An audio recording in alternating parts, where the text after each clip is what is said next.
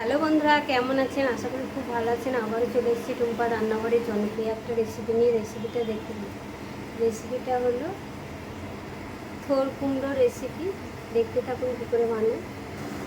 এখানে থোর নিয়ে নিয়েছি ডুমডুমো কেটে।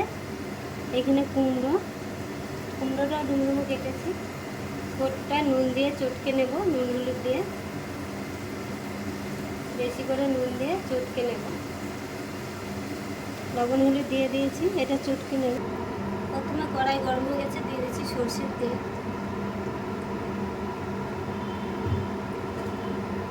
শুকনো লঙ্কা, কালো জিরে। সবটা চটকে নিয়ে চলে এসেছি, দিয়ে দেবো।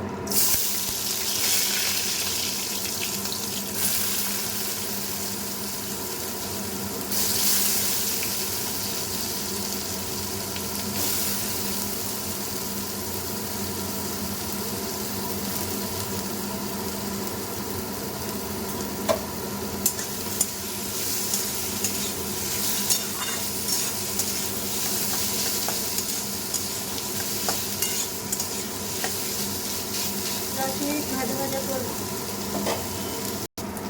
এখন হালকা হালকা ভাজা হয়ে গেছে,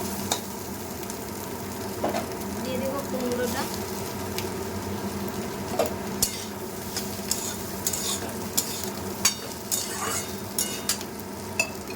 হলুদটা আগেই দেওয়া ছিল, তবুও হালকা দিচ্ছি হলুদ গুঁড়ো, হালকা লবণ,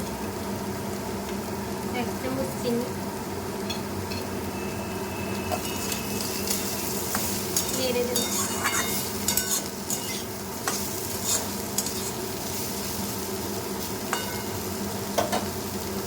10 থেকে 15 মিনিট চাপা দিয়ে রাখবো, আঁচ কমিয়ে। তো হয়ে গেছে, দেখুন কত সুন্দর হয়েছে।